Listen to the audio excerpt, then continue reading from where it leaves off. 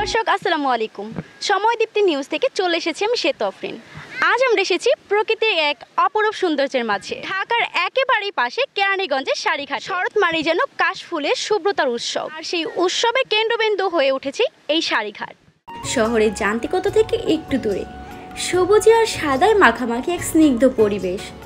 বাতাসে যখন কাশফুলগুলো দুলে ওঠে তখন মনে হয় যেন এক জীবন্ত সাদা সমুদ্রের ঢেউ।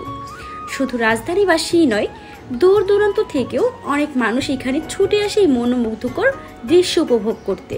কেরানীগঞ্জের মধ্যে এত সুন্দর একটা প্লেস, এটা আপনার কাছে কেমন মনে হয়? এটা খুবই ভালো হয়েছে, কারণ ঢাকা সবসময় জানার মতো ব্যস্ত নগরী, তো ওই জায়গায় এরকম একটা পরিবেশ আসলেই ভালো।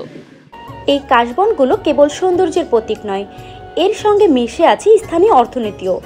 এখানে যারা ঘুরতে আসেন তাদের চাহিদা মেটাতে গড়ে উঠেছে ছোট ছোট খাবারের দোকান। চা, কফি, চটপটি আর হালকা খাবারের আয়োজন করে স্থানীয়রা জীবিকা নির্বাহ করছেন।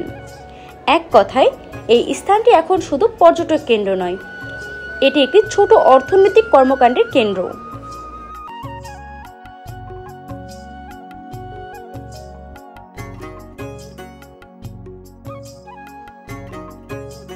কাশফুলের স্নিগ্ধতা যেন আমাদের মনে করিয়ে দেয় প্রকৃতি আমাদের কতটা কাছে। শহর থেকে সামান্য দূরে এমন একটি প্রাকৃতিক পরিবেশ আসাটা সত্যিই মনকে সতেজ করে তোলে।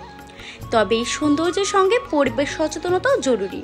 দর্শনার্থীরা যদি এই স্থানটি পরিচ্ছন্ন রাখতে সহযোগিতা করেন তবে এই কাশবন তার রূপ নিয়ে আরও অনেকদিন টিকে থাকবে। প্রকৃতির এই রূপ দেখতে হলে আপনাকে আসতে হবে কেরানীগঞ্জের শাড়িঘাটে। নীল আকাশ, সাদা মেঘ আর এই শুভ্র কাশফুলের রাজ্যে এসে আপনি অনুভব করতে পারবেন এক ভিন্ন রকম ভালো লাগা।